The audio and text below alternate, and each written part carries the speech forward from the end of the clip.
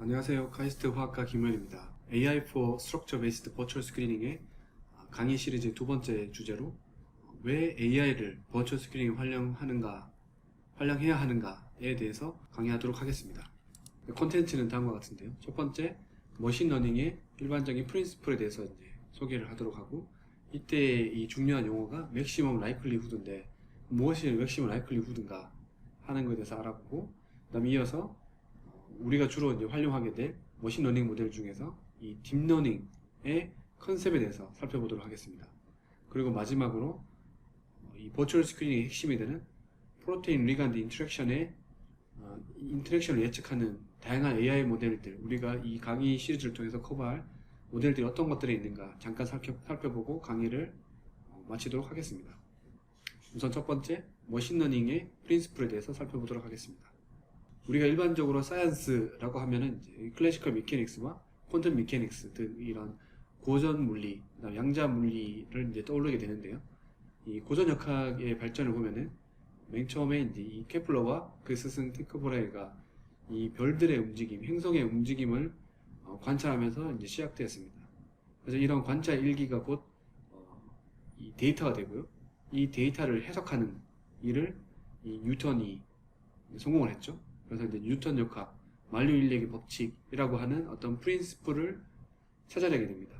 근데 이러한 프린시플이 발전해서 나중에는 이 클래시컬 미케닉스 식을 푸는 뉴토니안 미케닉스를 푸는 컴퓨터 소프트웨어가 개발됐고, 이 소프트웨어의 발전이 다양한 시뮬레이터를 이제 완성시키게 됐죠. 그래서 지금은 이제 우리가 인공위성을 쏜다든지 혹은 로켓을 화성이나 달로 보낸다든지 할 때 이런 시뮬레이션을 활용하게 되고, 이뿐만 아니라 유체역학 문제를 푼다든지 혹은 이제 그 건물을 건설할 때 이런 안전도를 미리 계산한다든지 등등 다양한 어떤 적용 분야의 클래시컬 미케닉스를 이제 활용할 수 있게 됩니다.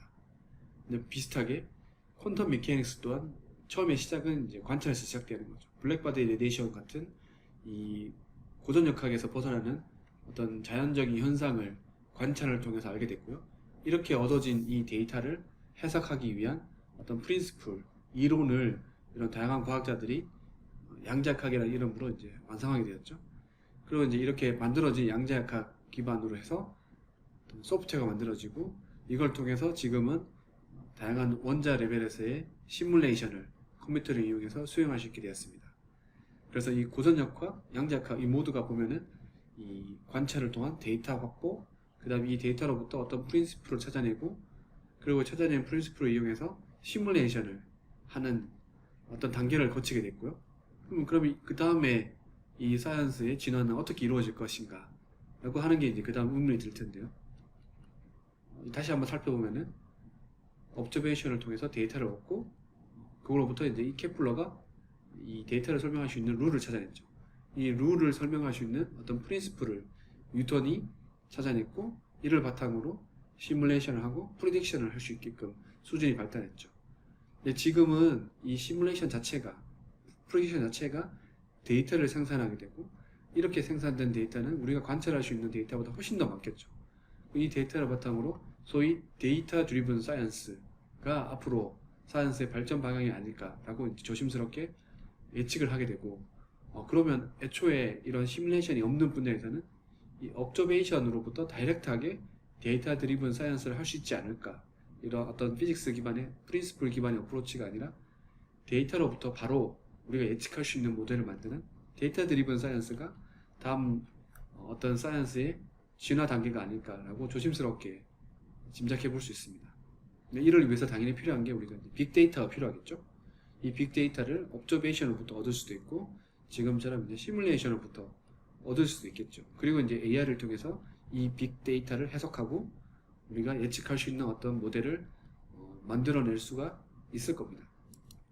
그래서 이러한 데이터 드리븐 사이언스는 다양한 물리, 화학, 재료, 화공 등등, 생물 등등 다양한 과학 분야에 이제 적용될 수 있을 거라고 이제 생각을 하고 있고요. 그리고 이제 AI를 또 다른 말로는 스태티스티컬 모델링이라고 하게 되는데요.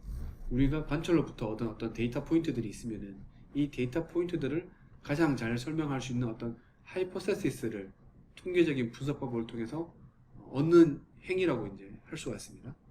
그래서 이렇게 데이터를 얻고 이 데이터를 설명할 수 있는 가상의 어떤 함수, 모델 혹은 하이포테시스를 찾는 것을 스태티스티컬 모델링이라고 하게 되고, 이때 관찰된 데이터를 x와 y의 집합으로 표현할 수 있고요.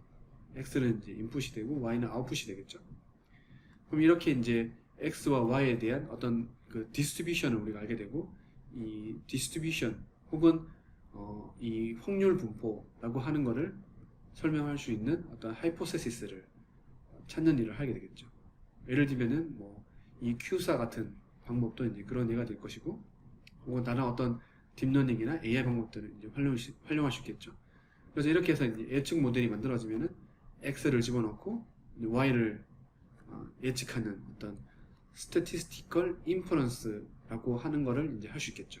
그래서 새로운 인풋이 있으면은, 우리가 이제 기존에 관찰하지 않았던 새로운 인풋이 있으면 이 하이포테시스로부터 이거에 대응되는 어떤 Y를 예측하는 이 과정을 statistical inference 혹은 뭐 쉽게 말해서 이제 prediction이라고 이제 하게 되겠죠. 그럼 이제 이런 러닝 알고리즘, 이 스태티스티컬 모델링에 활용되는 러닝 알고리즘 어떤 것들이 있나 크게 보면은 이 머신 러닝이라고 하는 범주 안에 reinforcement learning이라고 하는 게 있을 수 있고, 이 reinforcement learning은 이 경험으로부터 어떻게 디시전을 할 것인가를 학습하는 거라고 할 수 있습니다. 그래서 우리가 소위 이제 예측을 해야 되는 어떤 에이전트가 있으면은, 이 에이전트가 이 인바이러먼트로부터 경험을 하고, 그 경험으로부터 어떤 게 옳은 디시전인가 혹은 어떤 폴리시인가를 학습하게 되는데, 그 가장 대표적인 예가 알파고에 활용됐던 그 모델이라고 할 수 있습니다. 그리고 이제 unsupervised learning이라고 하는 카테고리가 있는데요. 이거는 어떤 데이터가 일반적으로 앞서 보여드린 것처럼 x가 주어졌을 때 y가 나오는 이런 x와 y라고 하는 레이블링 된 데이터를 이제 활용해서 예측을 하게 되는데, 그거를 이제 슈퍼바이즈 러닝이라고 하게 되거든요. 근데 이제 데이터 레이블링이 없는 예도 있을 수 있겠죠. 내가 사진을 엄청나게 많은 사진을 가지고 있는데, 이 사진이 개인지 고양인지 말인지 사람인지 자동차인지를 표시를 하지 않는다면 이것들은 이제 레이블이 없는 거죠. 이것들을 가지고 이 사진들의 분포를 학습하는 것을 수행했다라고 하면 이거는 이제 unsupervised learning이라고 할 수 있고요. 이 데이터 각각의 데이터에 대해서 레이블링을 했으면은 이제 supervised learning이라고 할 수 있을 거고, 근데 일부의 사진들은 레이블이 되어 있고 일부는 되어 있지 않다라고 했을 때 이 학습하는 것을 semi supervised learning이라고 하게 됩니다. 이제 각각에 대해서 우리가 어떤 hypothesis라고 하는 것을 이제 학습할 수 있을 거고, 이것들을 가지고 이제 서로 다른 어떤 적용 분야 혹은 문제에 따라서 적당한 알고리즘을 선택해서 활용할 수가 있겠죠. 슈퍼바이드 러닝은 크게 보면 이제 두 가지가 있을 수 있는데요. 리그레션, 클래시피케이션입니다. 리그레션은 말 그대로 이제 이 x와 y라는 이 레이블이 되어 있을 때 이 x를 집어넣었을 때 어떤 y가 나오는가, 이 함수 관계를 그대로 이제 표현하는 것을 리그레션이라고 하게 되고요. 리클래시피케이션은 어떤 데이터의 그룹이 있을 때 이 서로 다른 그룹을 구분할 수 있느냐 하는 이 디시전 바운더리를 결정하는 것을 이제 클래시피케이션을 하게 됩니다. 예를 들면은 이렇게 x와 o가 있을 때 이 지금처럼 이제 디시전 바운더리를 설정하게 되면은 이 라인보다 위에 있게 되면은 x가 되고 아래에 있게 되면은 o가 되겠죠. 그래서 이거를 이제 바이너리 클래시피케이션이라고 부르게 되고, 바이너리뿐만 아니라 이런 멀티 오브젝티브에 대한 클래시피케이션도 가능하게 되겠죠.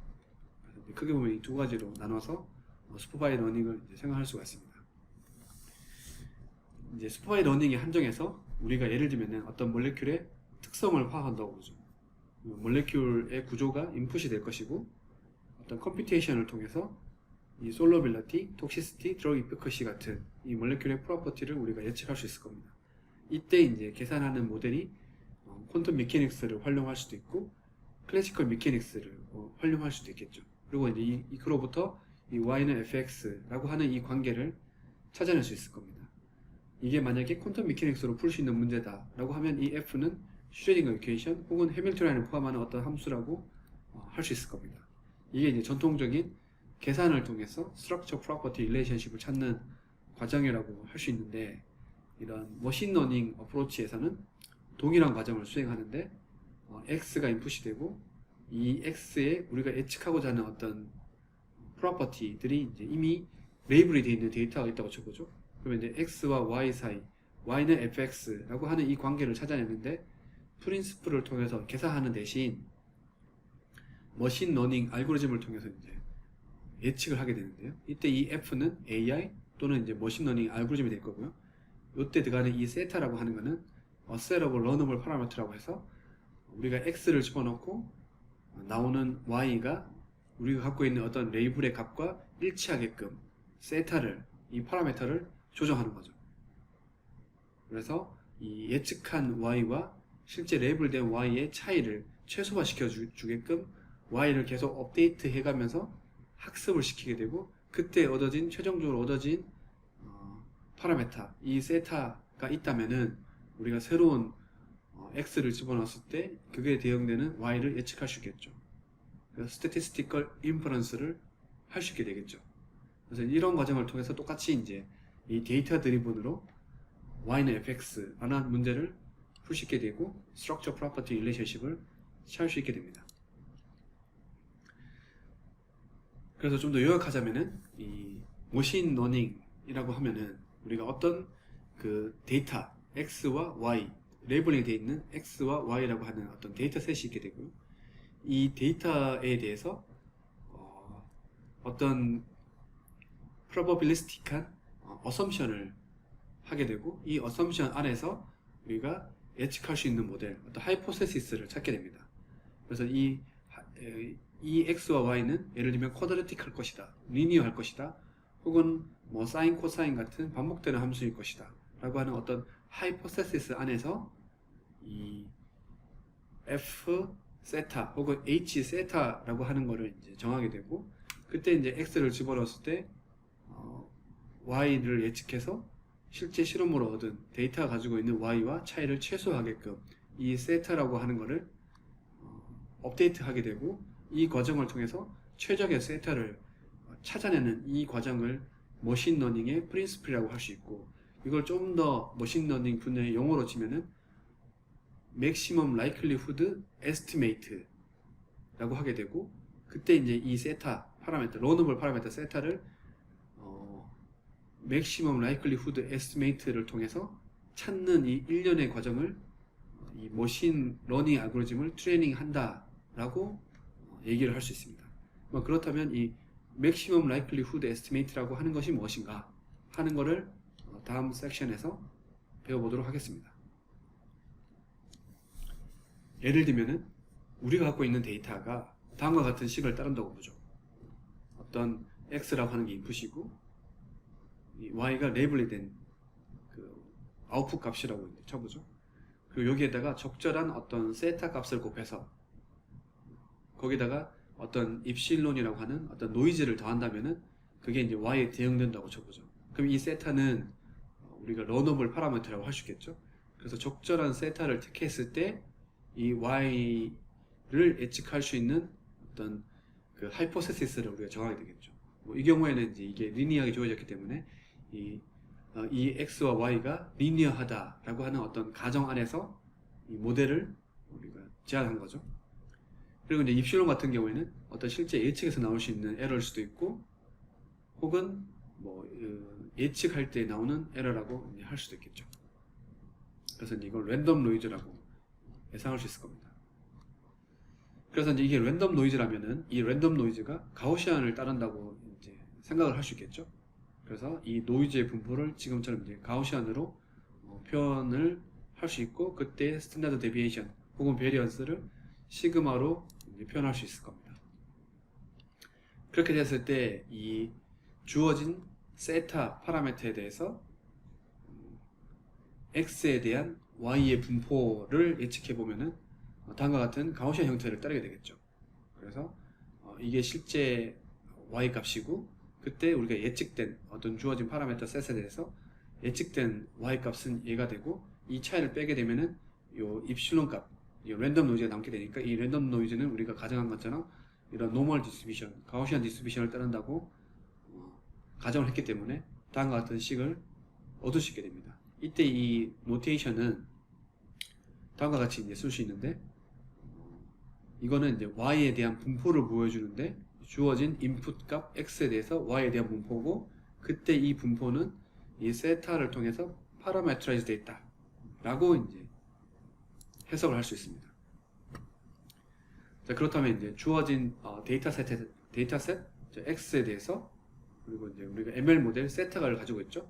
그랬을 때 이 타겟 y에 대한 디스트리뷰션이 무엇인가 하는 거를 이제 알아내려고 한다고 쳐보죠. 그때 이제 이 데이터에 대한 프로버빌리티는 위에서 살펴본 것처럼 이렇게 이제 주어지겠죠. 그렇죠? 그랬을 때 우리가 어떻게 이제 적절한 세타를 찾아낼 수 있을 건가? 이 주어진 우리가 갖고 있는 데이터 y와 x에 대한 어떤 레이블링 되어 있는 데이터를 가장 잘 표현할 수 있는 세타를 어떻게 찾아낼 것인가 하는 게 이제 결국은 그 머신러닝을 트레이닝하는 거라고 이제 말씀을 드렸는데요. 그래서 이제 그걸 찾기 위해서 likelihood라고 하는 거를 한번 표현해 보겠습니다. likelihood는 딴 게 아니라 likelihood 주어진 x, y 데이터에 대해서 이 파라미터 세타에 대한 likelihood는 다른 게 아니라 어떤 이 세타에 파라미터된 어떤 하이포테시스에 대해서 x를 집어넣었을 때 y가 나올 확률로 이제 정의를 하고요. 그러면 이제 앞서 살펴본 바와 같이 이 각각의 그 데이터셋에 대해서, 데이터 포인트에 대해서 표현하자면 얘는 이 확률이니까, 그리고 이제 각각의 데이터 포인트들이 확률이 서로 인디펜던트 하다면은 그거의 프로덕트로 표현할 수 있겠죠. 각 데이터 포인트에 대한 확률 분포의 확률에 대한 프로덕트로 표현할 수 있겠죠. 그리고 이때 이 디스트리뷰션의 랜덤 노이즈가 가우시안이라면은 이 식은 이렇게 이제 앞서 살펴본 이 가정에 따라서 이제 이렇게 표현되겠죠. 그래서 최종적으로 이 likelihood, 우리가 정의한 likelihood는 다음과 같은 식으로 이제 표현되게 됩니다. 그랬을 때 우리가 이제 알고 싶어하는 어떻게 이 머신러닝 모델을, 가장 최적화된 머신러닝 모델을 트레이닝하기 위한 이 세타를 찾아낼 수 있을 건가, 가장 리즈너블한 방법이 무엇일까 라고 하는 거는 이제 그 대답을 찾아보면은 이 Principle of Maximum Likelihood에 의하면은 우리는 이 데이터, 우리가 갖고 있는 이 데이터 x, y라고 하는 이 데이터, 레벨링된 데이터를 이 데이터를 가장 높은 확률로 표현할 수 있는 이 세타를 찾아야 한다가 되겠습니다. 다르게 얘기하면은 이 likelihood 값을 최대화 시킬 수 있는 세타를 찾아야 되는 거죠. 왜냐하면 이 likelihood라고 하는 거는 어떤 세타가 주어졌을 때 이 x로부터 이 y라고 하는 거를 예측할 그 확률이고, 이 확률을 최대화 시키도록 우리가 세타를 바꾸는 게 이 Principle of Maximum Likelihood의 다른 말이기도 하니까요.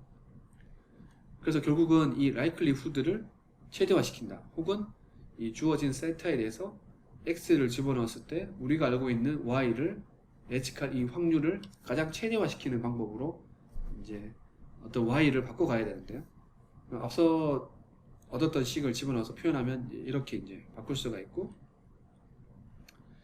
이때 이제 이 likelihood 자체를 최대화시키기보다는 좀 더 이 식의 풀이를 쉽게 하기 위해서 이 모노토닉하게 인크리징하는 어떤 함수를 이 L세타를 그냥 strictly increasing하는 함수로 표현해주는 어떤 다른 함수를 최대화시킬 수 있겠죠. 예를 들면 로그 값을 취한다면은 이 로그 함수는 여전히 이제 이 세타 값의 최대값과 이 likelihood의 로그 값, 혹은 로그 likelihood의 최대값이 같아지겠죠.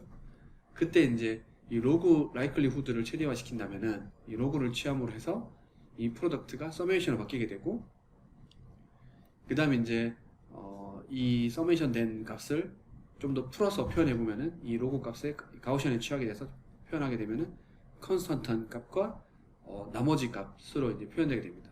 그래서 이 로그 likelihood를 최대화하는 거를 이제 우리가 생각하면 되고, 이때 이 세타 값은 이 시그마와 인디펜던트 하기 때문에 다음과 같이 이제 식으로 표현되는 거죠.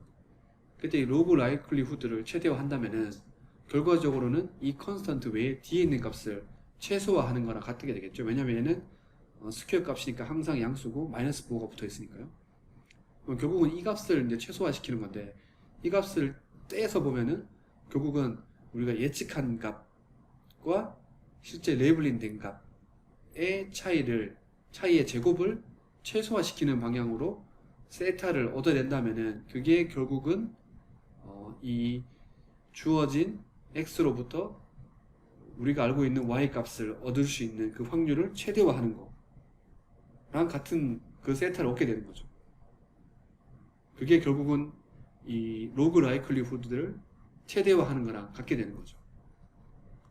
혹은 이제 맥시멈 라이클리후드를 얻게 되는 거고, 이러한 일련의 과정을 맥시멈 라이클리후드 에스티메이트라고 부르게 됩니다.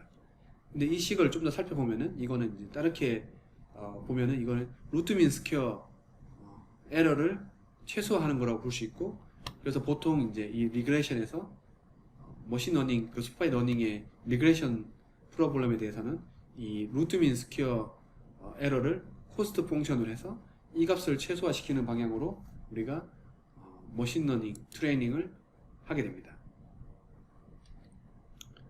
그래서 이 슈퍼바이드 러닝에 크게 이제 리그레션과 클래시피케이션이 있게 되는데, 리그레션은 다음과 같은 식을 이제 로스 펑션, 코스 펑션을 활용하게 되고요. 똑같이 이제 클래시피케이션 문제에 대해서 우리가 맥시멈 라이클리후드를 적용시키게 되면 다음과 같은 식을 얻게 되고, 이 식을 이제 크로스 엔트로피라고 부르게 되는데, 이 크로스 엔트로피를 로스 펑션 혹은 코스트 펑션으로 활용하게 되고, 이로부터 우리가 적절한 디시전 바운더리를 얻게 됩니다.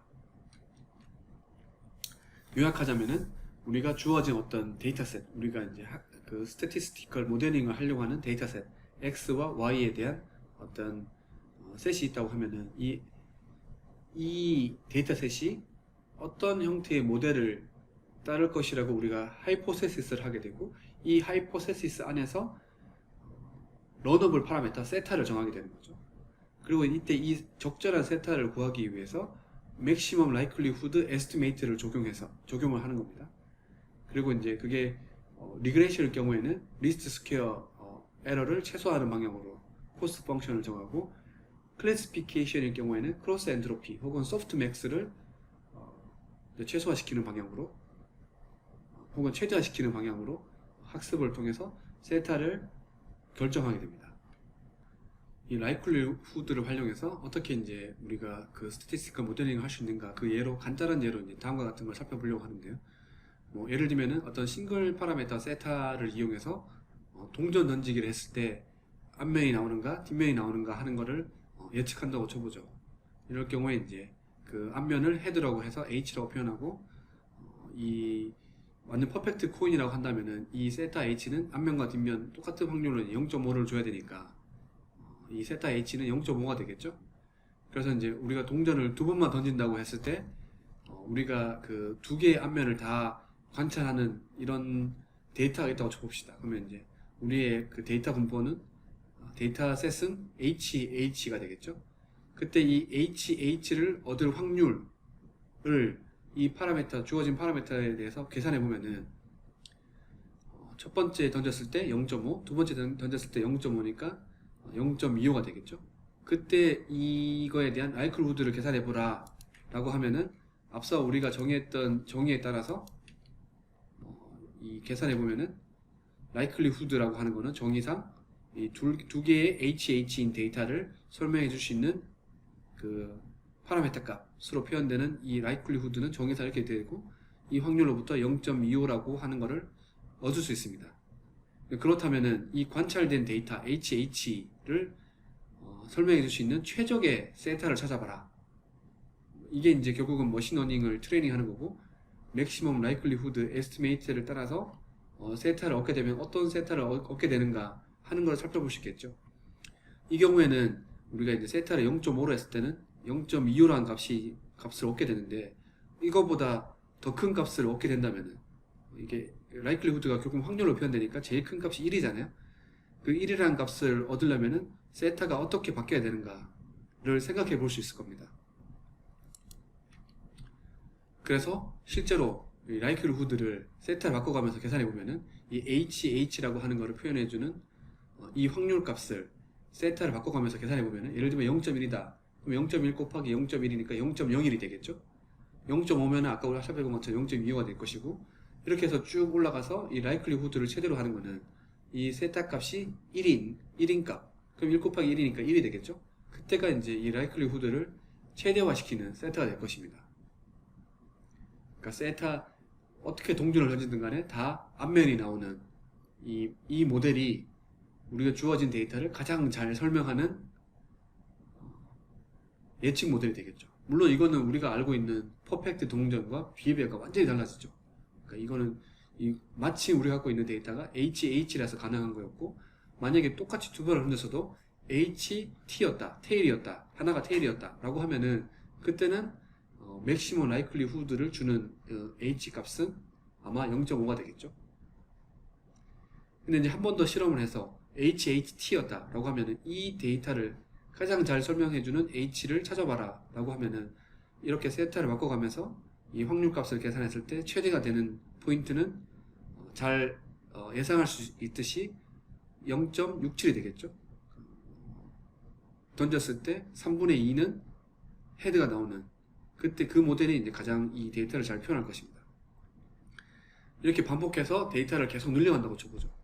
그래서 수십만 번, 수백만 번 하게 되면은 그때 이제 세타를 바꿔가면서 라이클리후드를 계산해 보면은 당연히 이 세타 값은 천천히 이 0.5라는 값으로 수렴하게 될 겁니다.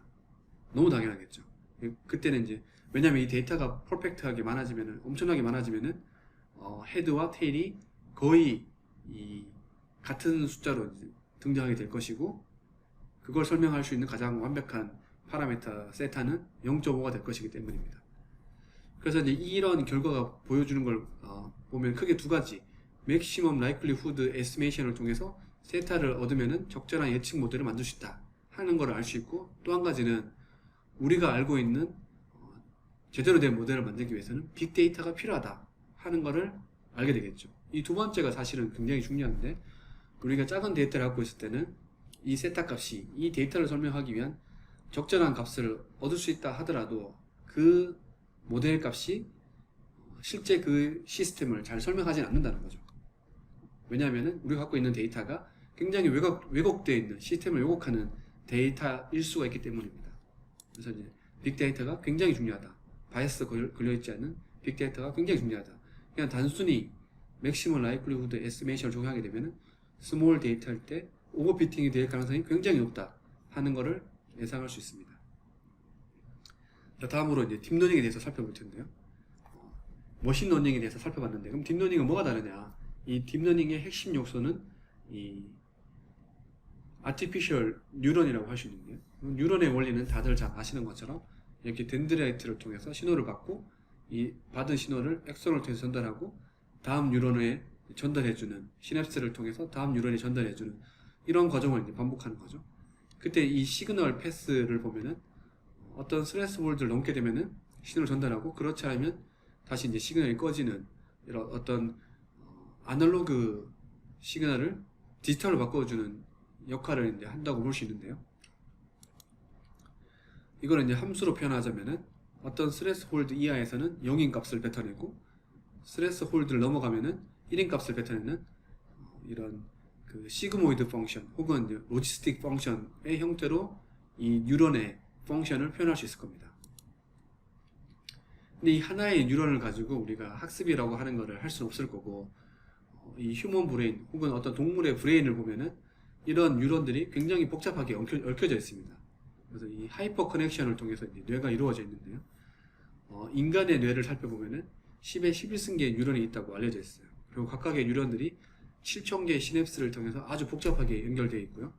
그래서 이 시냅스의 개수를 따지면은 3살짜리 어린이 같은 경우는 한 10의 15승계, 어린이 됐을 때는 이거보다 조금 더 줄어서 약 10의 14승계의 시냅스로 연결되어 있다고 해요. 이렇게 복잡하게 연결된 이 하이퍼 커넥션이 학습 혹은 예측이라고 하는 컴플렉스 펑션을 만들어주게 되는데, 이거의 핵심은 어댑티브 하다는 겁니다. 그러니까 이 뉴럴 네트워크는 복잡하게 얽혀져 있으면서 어댑티브한 시스템이라는 건데요. 어떻게 어댑티브 하냐라는 걸 보면은 이 각각의 뉴런들의 시냅스가 서로 연결이 될 수도 있고 연결이 되지 않을 수도 있고, 그때 이 연결되는 개수가 달라질 수도 있는 거고, 연결되는 커플링의 강도가 달라질 수 있겠죠. 이게 이제 우리가 경험을 통해서, 소위 학습을 통해서 이 시냅스의 연결 정도와 강도가 달라지는 이 어댑티브한 시스템이라고 할 수 있는 거죠. 그래서 이제 이런 것들을 이제 미미킹 하기 위해서 1957년에 다음과 같은 아티피셜 뉴런이라고 하는 게 이제 제안이 됐는데, 이걸 이제 퍼셉트리라고 부르게 되고요. 이걸 컴퓨터 알고리즘을 하기 위해서 우선 덴드라이트를 표현하기 위한 다양한 채널들이 등장하게 되죠. 인풋이 이제 x0, x1, x2 해서 xn까지 다양한 멀티 채널을 형성하고, 그때 이 시냅스의 연결 강도를 표현하기 위해서 각각의 인풋에다가 적절한 웨이트를 곱해주게 됩니다. 그래서 이제 웨이트 썸을 해서 어떤 값을 시그널을 만들어내고, 그리고 이제 각각의 뉴런의 어떤 스레스홀드를 조정하기 위해서 바이어스 B 값을 더해주게 됩니다. 이렇게 해서 이제 전체 인풋을 만들게 되고, 이 인풋을 앞서 보여드렸던 시그모이드 펑션 혹은 로지스틱 펑션에 집어넣어서 온오프 시그널링을 하게 되고, 최종적으로 아웃풋을 얻어내는 식으로 해서 하나의 싱글 뉴런을, 시냅스에 연결된 싱글 뉴런을 어떤 함수로 표현하는 이 소위 퍼셉트론이라고 하는 모델을 이제 제안하게 되고, 이러한 모델들을 복잡하게 연결해서 소위 딥 뉴럴 네트워크를 만들고, 이 딥 뉴럴 네트워크를 활용하는 머신러닝 알고리즘을 딥러닝이라고 부르게 되죠. 그럼 이제 딥러닝이 왜 중요하냐, 왜 딥러닝을 사람들이 얘기하느냐, 이 딥러닝이라고 하는 거는 그 AI라고 하는 큰 카테고리 안에서 머신러닝이 있고, 이 머신러닝의 서브셋이라고 할 수 있는데요. 이 클래시컬 머신러닝을 딥러닝과 구분하기 위해서 쉘로우 러닝이라고 부르기도 합니다. 그러면 이제 쉘로우 러닝과 딥러닝의 가장 큰 차이는 이 인풋과 아웃풋을 연결시키는 이 데이터를 연결시키는 다른 측면에서 서로 같은데요. 클래시컬 머신러닝 같은 경우에는 이 로우 데이터를 그대로 활용하는 게 아니라 이 소위 엑스퍼트가 이 로우 데이터로부터 핸드크래프트 피처를 얻어내게 되고, 이렇게 얻어진 그 피처를 머신러닝에 적용시켜서 아웃풋을 찾아내는 과정을 거치게 됩니다. 이게 이제 클래시컬 머신러닝인 반면에 딥러닝 같은 경우에는 이런 핸디크래프트 피처 익스트랙션 과정 없이 로우 데이터를 그대로 활용해서 아웃풋을 예측하게 만들고, 이 피처 익스트랙션 과정이 딥러닝, 딥 뉴럴 네트워크 안에서 저절로 일어나는 거죠. 다르게 얘기하면은 피처 익스트랙션이 AI 스스로에 의해서 자동화된다 라고 이제 얘기를 할 수 있겠죠. 그러면 이게 어떤 차이점이 있냐? 예를 들면은 이제 데이터 사이즈가 적을 때는 이런 클래시컬 머신러닝이 더 정확하다고 알려져 있어요. 그렇지만 우리가 더 많은 데이터를 공급할수록 이 딥 뉴럴 네트워크가 더 좋은 피처를 얻게 되고, 심지어는 이 사람이 전문가가 얻어내는 피처보다 더 정밀한 피처를, 더 정교한 피처를 얻어내서 이 예측의 정확도가 결국에는 이 클래시컬 머신러닝의 정확도를 뛰어넘는다 라고 알려져 있습니다. 그래서 빅데이터가 있을수록 머신러닝 중에서 딥러닝이 더 좋은 예측 성능을 보여준다 라고 이제 알려져 있죠. 실제로 이 이미지 챌린지 넷이라고 해서 개와 고양이를 구분해내는 어떤 그 대회가 있었는데요. 머신러닝을 이용해서 개와 고양이 사진을 구분해내는 일이 있는데, 2011년까지만 해도 쉘로우 러닝이 더 정확했어요. 이때 이 값은 한 100개를 보여줬을 때 몇 개를 실패하느냐, 그 에러율을 보여주는 건데, 뭐 28%, 25%로 꽤 에러가 컸죠. 딥러닝이 쉘로우 러닝을 이길 수 없었습니다. 2012년부터 이제 딥러닝이 쉘로우 러닝을 이기기 시작했는데요. 그때 이제 활용했던 이 딥 뉴럴 네트워크의 레이어 숫자가 8개라고 해요. 소위 그 히든 레이어 개수가 8개고, 이게 이제 점점 성능이 좋아지면서 19개, 22개, 152개 이 딥 뉴럴 네트워크의 깊이가 깊어지면서, 그리고 이제 더 많은 데이터를 활용하게 됐고, 그러면서 이제 에러율이 드라마틱하게 떨어져서 2015년에는 5% 이하로 떨어졌다고 합니다. 그때 이제 레지넷이라고 하는 게 이제 1등을 하게 됐고, 이 이후로 이 이미지 챌린지 대회는 이제 끝이 났습니다. 그래서 이제 이렇게 딥하게 쌓고 더 많은 데이터를 제공하면은 이 딥 러닝이 클래시컬 머신러닝보다 더 좋은 성능을 보여준다는 것을 우리가 이제 알게 되었고요. 그래서 이제 그 과정을 요약하자면은 이 개와 고양이 사진을 봤을 때, 예를 들면은 우리가 이제 고양이 사진을 봤다. 라고 하면은 이 시그널들이, 이 RGB 시그널들이 이 인풋 레이어에 어떤 액티베이션 하게 되겠죠. 뉴로 파이어링과 같은 액티베이션을 하게 되고, 이 액티베이션이 그 다음 레이어에 또 시냅스를 통해서 연결이 되고, 또 그 다음 레이어 연결이 되고, 연결돼서 최종적으로 이제 얘가 개다, 고양이다 라고 하는 거를 얻게 되는 어떤 아웃풋 시그널을 만들어내는 거죠. 근데 이러한 일련의 과정들이 아까 그 프린시플 기반으로 하는 게 아니라 이 데이터 드리븐으로 일어나게 되고, 이게 마치 사람이 개와 고양이를 보면서 아, 저 개다, 고양이다 라고 하는 어떤 그 퍼셉션 과정과 이제 유사하겠죠. 그래서 이거를 아마 퍼셉트론이라고 이름을 붙인 것 같고요. 그래서 적절한 시그널의 어떤 패턴을 찾아냄으로써 어떤 사물을 인지하는 이 과정이 사람의 뇌와 유사하다고 생각할 수 있습니다. 이제 이러한 방법들을 우리가 이제 버추얼 스크리닝에 이제 적용하고자 하고요. 그때 이제 인풋이 되는 것들은 어떤 단백질이나 분자의 구조가 되겠죠. 그래서 얘가 이제 인풋이 되고, 우리가 맞추고 싶어하는 이 아웃풋이 결국은 드럭 이피커시 혹은 바인딩 어퍼넌트가 되겠죠. 그래서 이런 분자의 구조를 보고서 마치 그 고양이 사진을 보고 이게 고양이인지 맞추는 것처럼 이런 단백질과 분자가 서로 결합되어 있는 구조를 보고서 얘의 바인딩 어퍼넌트는 얼마입니다 하는 거를 계산 없이 그냥 뉴로 파이어링을 통해서 딥러닝을 거침으로써 최종 아웃풋 값을 찾아내는 거를 우리가 이제 그런 모델을 만들 수 있을 거고요. 그때 이 Y는 fx 문제를 풀 때 이 f라고 하는 거를 뉴럴 네트워크, 딥 뉴럴 네트워크로 대체한다면은 우리가 딥러닝으로 이 바인딩 어퍼넌트를 예측할 수 있는 모델이 되겠죠. 그때 이제 딥 뉴럴 네트워크 혹은 뭐 컨볼루션 뉴럴 네트워크, 리커런트 뉴럴 네트워크, 그래프 뉴럴 네트워크 등등 다양한 딥 뉴럴 네트워크 모델들을 활용할 수 있을 거고, 이 문제를 풀 때 리그레션 형태로, 그러니까 바인딩 어퍼넌트의 값을 예측하는 리그레션 형태로 할 수 있을 거고, 액티브냐 인액티브냐를 구분하는 클래시피케이션 형태로 문제를 풀 수도 있을 거라고 생각을 하고 있습니다. 그러면 이제 이 머신러닝을 썼을 때 그 피직스 기반으로 한 거에 비해서 어떤 어드밴티지가 있나 라고 생각해 볼 수 있을 텐데요. 똑같은 거를 우리가 이제 지난 시간에 살펴본 것처럼 도킹이나 몰레큘러 다이내믹스, 뭐 심지어 퀀텀 메케닉스를 통해서 예측할 수도 있겠죠. 이제 그럴 경우에 하나의 이 프로테인과 리건드 사이의 바인딩 어퍼넌트를 정확하게 예측하려면 굉장히 많은 코스트가 듭니다. FPP 같은 경우에 굉장히 정확하지만 그 하나의 페어를 예측하는데 우리 살펴본 바와 같이 2, 3일이 걸리게 되고, 100개의 GPU를 활용하더라도 100만 개 단위를 예측하려면 수년이 걸리는 정도의 엄청나게 많은 코스트가 들겠죠. 근데 똑같은 계산을 우리가 똑같은 퀄리티의 데이터가 있다고 했을 때 머신러닝을 활용한다면 수십 밀리세컨 혹은 뭐 1초보다 빠른 시간 안에 예측을 할 수 있겠죠. 그래서 비슷한 정확도로 굉장히 빨리 예측할 수 있다는 장점이 있을 수 있습니다. 근데 또 하나의 장점은 우리가 이제 X 데이터셋 X, Y라는 데이터가 있다면은 지금 살펴본 거는 이제 X를 인풋을 했을 때 Y를 찾는 일을 했으면은 반대로 Y를 인풋을 하고 X를 찾는 이 인버스 펑션을 예측하는 모델을 만들 수도 있겠죠. 그래서 X는 F 인버스 펑션 Y. 근데 이 인버스 펑션을 알지 못하기 때문에 이거를 똑같이 이제 딥 뉴럴 네트워크로 어프로시메이션을 하게 되고, 똑같은 데이터를 활용해서 트레이닝을 하게 되면은 우리가 원하는 어떤 바인딩 어퍼넌트를 가지는 구조 X를 거꾸로 찾아낼 수 있겠죠. 그래서 이거는 이제 인버스 프로블럼, 인버스 디자인이라고 하게 되는데, 이거는 기존의 어떤 컴퓨테이션 방법으로는 풀 수 없는 문제죠. 그러니까 데이터 드리븐으로 접근함으로써 얻을 수 있는 하나의 또 다른 차별적인 어드밴티지라고 생각할 수 있습니다.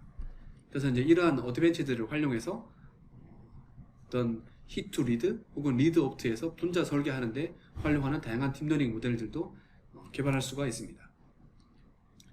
자, 이렇게 이제 우리가 딥러닝 모델을 활용해서 혹은 AI 모델을 활용해서 어떤 Y는 fx 문제를 풀 수 있다, 혹은 X는 F 인버스 Y 문제를 풀 수 있다는 걸 알아봤었고, 좀 더 이거를 이제 범위를 좁혀서 이 버추얼 스크리닝에 활용했을 때 이 프로테인 리간드 사이의 인터랙션을 예측하는 AI 모델들이 어떤 것들이 있을까 하는 거를 이제 차례대로 살펴볼 텐데요. 그때 이제 우리가 생각할 수 있는 어떤 어드밴티지는 기존의 방법들에 비해서 애큐러시는 FEP만큼 정확하고 속도는 도킹만큼 빠른, 그러니까 이 피직스 기반의 방법이 어쩔 수 없이 해야 되는 애큐러시와 스피드 사이의 컴프로마이즈의 한계를 뛰어넘을 수 있는 정확하면서 빠른 방법을 만들어낼 수 있지 않을까 하는 그 기대 안에서 다양한 모델들을 실제로 이제 개발해 왔고요. 3D CNN을 활용하는 모델, 그래프 뉴럴 네트워크를 활용하는 모델, 혹은 이들을 같이 합쳐서 쓰는 하이브리드 어프로치 등 다양한 방법들이 이제 개발되어 왔고, 그 다음에 이제 이것들의 한계들을 극복하기 위해서 피직스 방법과 이 뉴럴 네트워크 방법을 합치는 소위 이제 피직스 인폼드 뉴럴 네트워크 어프로치 방법도 이제 등장하였습니다. 이러한 것들이 이제 등장해 있고, 이것들이 각각 어떤 성능을 보여주고 기존의 그 피직스 기반에 비해서 어떤 어드밴티지가 있나 하는 것들을 앞으로의 그 강의 시리즈를 통해서 차례대로 살펴보도록 하겠습니다. 감사합니다.